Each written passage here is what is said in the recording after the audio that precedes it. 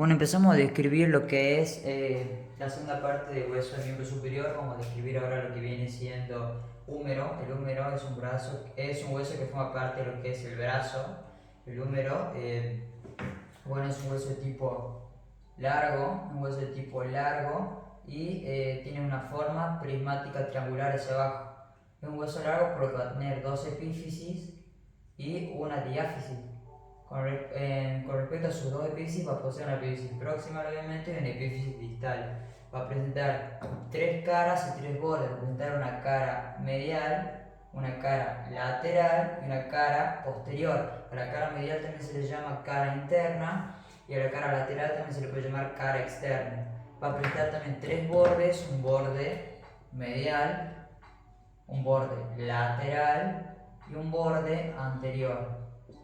Para explicar esto mejor, a mí me gusta hacer este esquema. Donde describimos su cara posterior, que es la cara posterior, la cara de atrás, una cara medial o interna y una cara lateral o externa. Y va a presentar tres bordes, un borde medial, un borde anterior y un borde lateral o externo también. Ahora, una vez descrito esto, vamos a describir lo que es una vista anterior al húmero, su epífisis proximal. En su epífisis proximal nosotros describimos esta estructura de acá con forma de esfera, corresponde a lo que son 2/3 de una esfera. 2/3 de esfera es una superficie lisa, nosotros lo conocemos como cabeza del húmero, la cabeza del húmero. Es una superficie también articular. Articular forma parte de lo que es la articulación gleno-humeral, es decir, entre lo que es la cavidad glenoidea del omóplato y la cabeza del húmero. Entonces nosotros describimos el húmero, acá cavidad glenoidea, apófisis coracoides, escotadura escapular y bueno, el cuerpo del omóplato, su borde espinal y su borde axilar con su cavidad glenoidea. Ahora, esto es una articulación sinovial, tipo esferoidea. La articulación sinovial tipo esferoidea es una de las articulaciones con más movimientos del cuerpo humano, por no decir que es la que más movimientos tiene. También podemos describir como es una articulación con mucho movimiento, va a presentar su propia cápsula articular, va a presentar ligamentos de resistencia y va a presentar lo que son músculos periligamentosos también de resistencia. Su cápsula articular se dirige de lo que viene siendo tanto, hablando de lo que es la articulación glenohumeral, se dirige de lo que viene siendo los márgenes de la cavidad glenoidea a lo que es el cuello anatómico del húmero. Entonces, ¿dónde es el cuello anatómico del que le hablo? Este de acá se conoce como cuello anatómico. Lo que une lo que es la cabeza del húmero con la diáfisis del húmero, cuello anatómico. Entonces, esta cápsula articular se dirige a lo que son los márgenes de la cavidad glenoidea a lo que es el cuello anatómico del húmero. Ahora, ¿qué más podemos describir en lo que es la vista anterior? En su cara externa podemos describir un tubérculo importante, que es el tubérculo mayor, y otro más pequeño, más medial, llamado tubérculo menor. El tubérculo mayor también se lo conoce como troquíter, el tubérculo menor se lo conoce como troquín. También se lo conoce como troquín. Entre lo que es el tubérculo mayor y el tubérculo menor pasa un canal que nosotros conocemos como canal intertubercular o corredera bicipital, que es importante porque por la misma corre lo que es el tendón de la cabeza larga del bíceps braquial. Tanto tubérculo mayor y tubérculo menor son importantes porque ciertos músculos se insertan en los mismos. Por ejemplo, en el tubérculo menor, el músculo subescapular se inserta en lo que es el tubérculo menor, por ejemplo. Ahora, hablando de lo que son otra estructura importante, por debajo del tubérculo menor, nosotros lo conocemos como cuello quirúrgico, el famoso cuello quirúrgico. Esta es una región que se llama así por lo que es más propensa a que se fracture. Por lo general las fracturas de húmero se dan en este lugar, por eso se le llama cuello quirúrgico. Ahora, hablando de lo que es la articulación glenohumeral, vamos a hablar de lo que son los ligamentos de resistencia. Una vez llevado de esto, cápsula articular, los ligamentos de resistencia. Tenemos ligamentos intracapsulares, los ligamentos intracapsulares, y también tenemos ligamentos extracapsulares. Dentro de los ligamentos intracapsulares tenemos ligamentos como lo son el ligamento glenohumeral. El ligamento glenohumeral, que este ligamento tiene tres fascículos: un fascículo superior, un fascículo medio y un fascículo inferior. Ambos tres fascículos se dirigen de lo que es el tubérculo supraglenoideo a lo que viene siendo el cuello anatómico del húmero. Entonces lo voy a hacer de este color negro. Entonces, tubérculo supraglenoideo, para que entiendan mejor esto, acá tenemos cavidad glenoidea, tenemos apófisis coracoide, escotadura escapular, cuerpo, borde espinal, borde axilar del escápulo del omóplato, y por acá atrás ventral, espina y el omóplato. Esto es una vista anterior. Entonces tenemos por debajo de la cavidad glenoidea tubérculo infraglenoideo, por encima tubérculo supraglenoideo. Importante que tengan en cuenta eso. Ahora, en este dibujo, entonces, el tubérculo supraglenoideo se encontraría, lo voy a hacer de color rojo.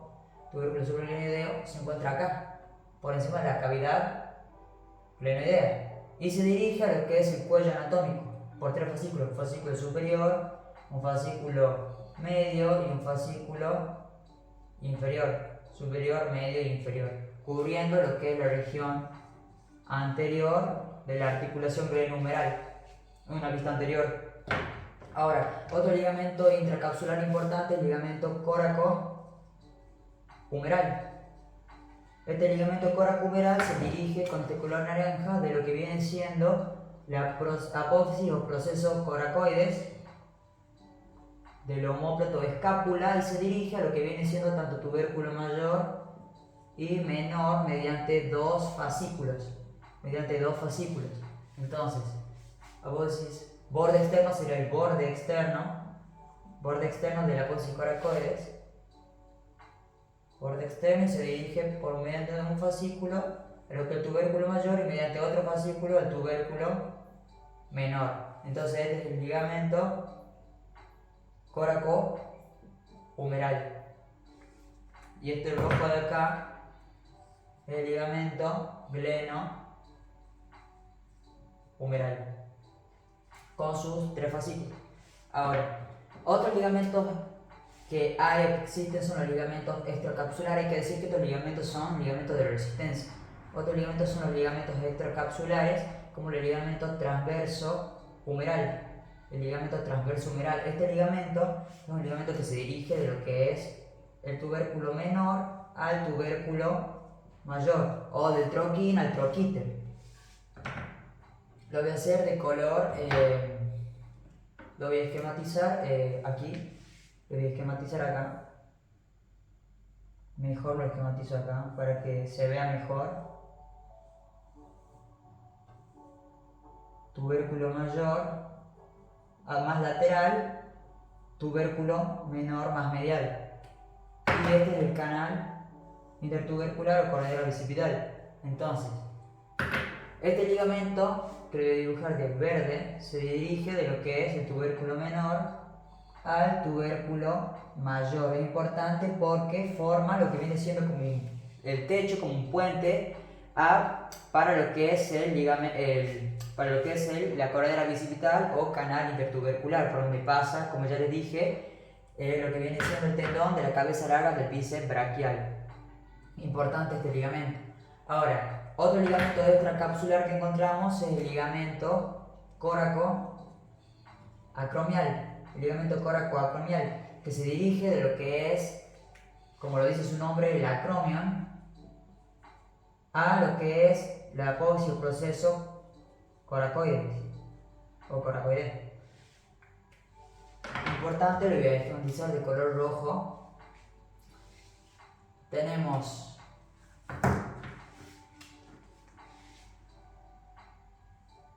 cavidad glenoidea, apófisis coracoides, escotadura escapular, como les dije ya. Ahora tenemos entonces espina del omóplato que pasa por detrás, esta es una vista anterior, por detrás vendría, este es el borde espinal, de acá nace la espina, pero por detrás del omóplato.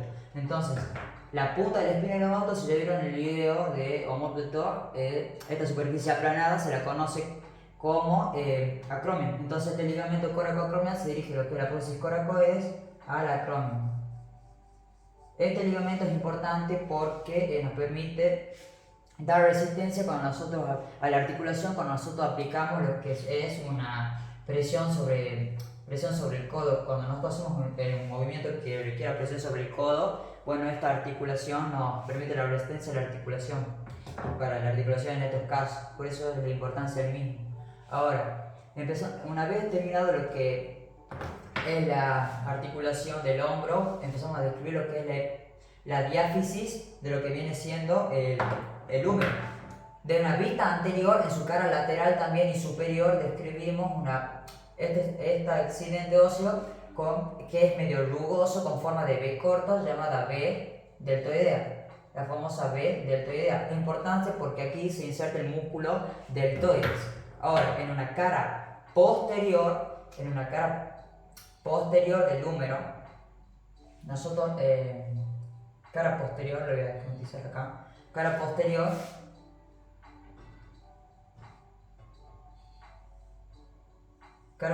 nosotros describimos en el tercio medio del húmero, en la cara posterior, esto es posterior, describimos este canal, un famoso canal llamado canal radial. En este canal radial es importante porque pasa tanto lo que es el nervio radial como la arteria braquial o humeral profunda, que es una arteria colateral de la arteria humeral propiamente dicha. Arteria braquial o humeral profunda y nervio radial por el canal radial de una vista en una cara posterior del húmero. Ahora, ¿qué más? Empezamos a describir eso en cuanto a su diáfisis. Ahora, en una vista anterior, vamos a hablar de lo que es la epífisis distal del húmero, donde nosotros describimos, esto sería anterior y este de acá sería la posterior.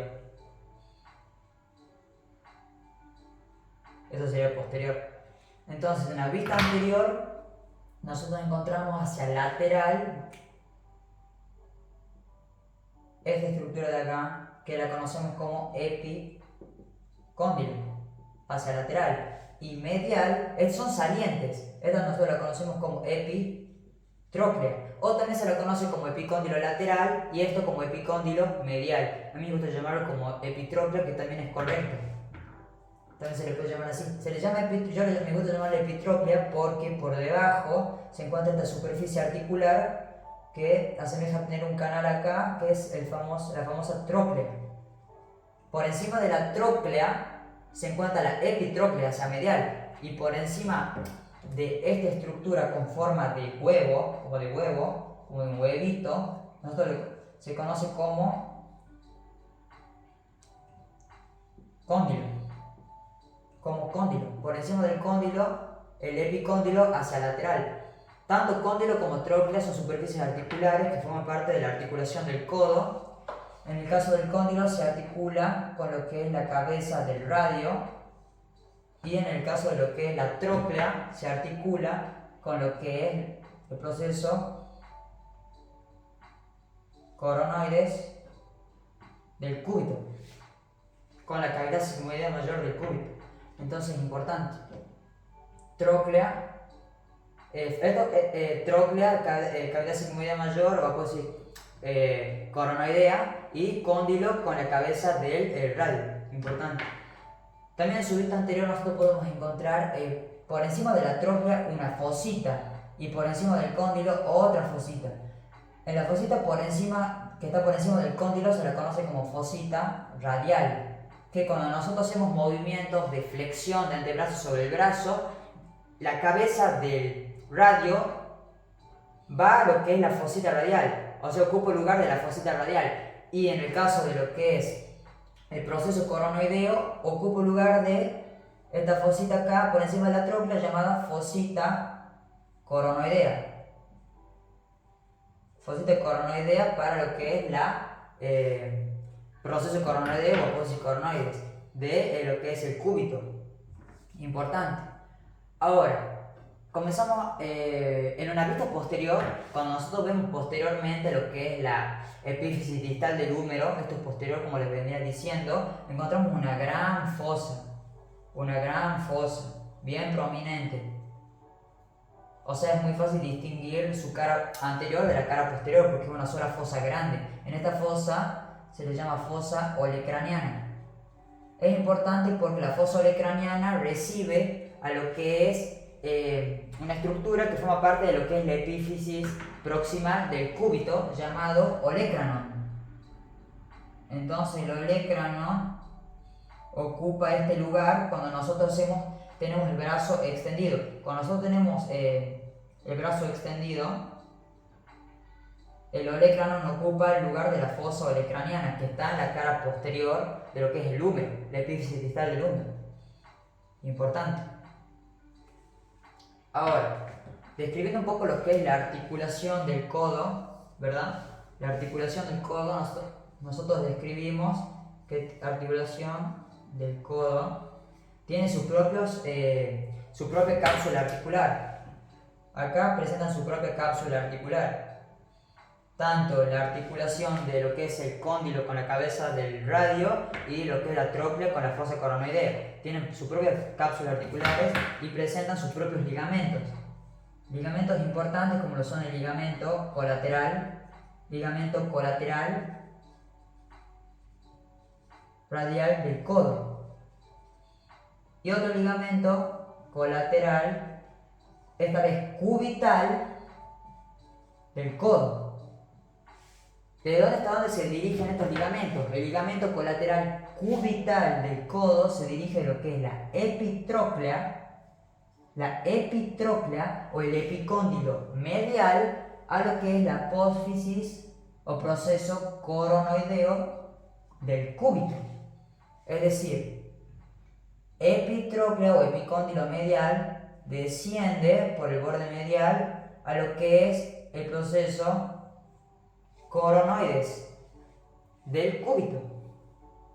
En el caso de lo que es el ligamento colateral radial del codo, se dirige de lo que viene siendo el epicóndilo lateral o simplemente epicóndilo a lo que viene siendo un ligamento, irradia hacia un ligamento llamado ligamento anular. Irradia hacia un ligamento anular, que ahora ya les explico. El ligamento anular es un ligamento que, lo voy a escribir acá, que se dirige de lo que es el borde anterior y borde posterior de lo que es la escotadura radial. Y se dirige a lo que es, o sea, cubriendo todo lo que es la cabeza del radio.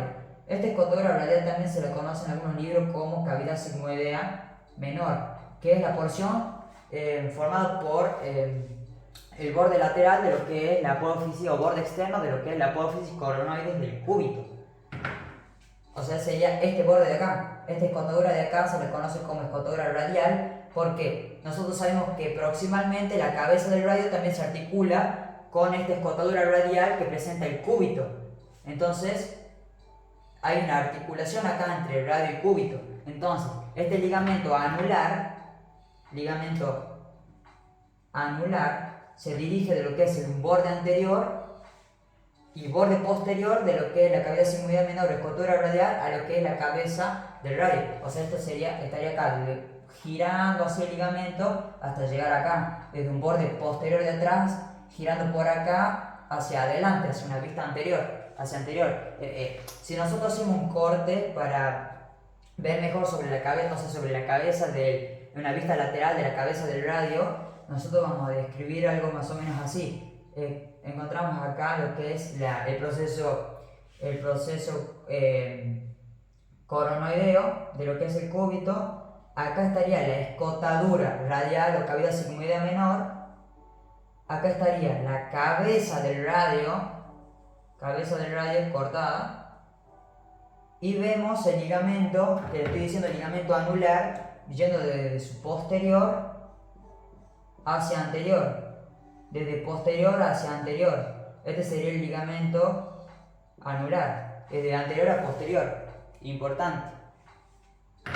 Ahora, el ligamento. Les explico esto porque antes de explicar el ligamento, que es importante, el ligamento colateral radial del codo se dirige desde el epicóndilo lateral o simplemente epicóndilo y radia lo que es el ligamento anular. Entonces va de lo que es el epicóndilo, baja por el borde lateral y va a lo que es irradiando hacia lo que es el ligamento anular. Entonces este es el ligamento colateral radial del codo. Ligamento colateral radial del codo. Y este de acá es el ligamento colateral cubital del codo. ¿Verdad? Importante. Ahora me gusta explicar de esta manera para que se entienda también lo que es el ligamento colateral cubital del codo. Para que vemos desde una vista lateral, que a mí me gusta esquematizar como una forma de cuchara lo que viene siendo el cúbito. Este sería el proceso coronoides, y el radio y el húmero vendría, o sea, la tróclea del húmero. Esto sería del cúbito, esto sería el olecranon, esto sería acá estaría el proceso coronoides, y acá vendría la tróclea. Estamos viendo vista del lateral, ¿verdad? La tróclea del húmero, articulándose con el proceso coronoides. Y si esta es la tróclea vista del lateral, por encima, ¿qué estaría? La epitróclea. Entonces nosotros decimos que el ligamento colateral cubital del codo se dirige de lo que es la epitróclea a lo que es la apófisis o proceso coronoideo, que es este de acá abajo. Entonces, epitróclea, por mediante 3 fascículos, se dirige hacia posterior, un fascículo posterior, un fascículo anterior y cerrando con un fascículo oblicuo. Esto es el ligamento colateral cubital del codo. 3 fascículos entonces.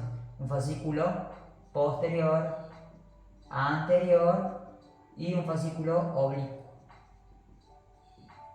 Y esto sería terminando de nombrar lo que es la articulación del codo, que como característico, como detalle, que este ligamento colateral cubital del codo permite que no haya un exceso de la abducción de lo que es de esta articulación, que no haya un exceso de la abducción. Y bueno, eso sería todo por el video de húmero. Espero que les sirva y gracias por mirar.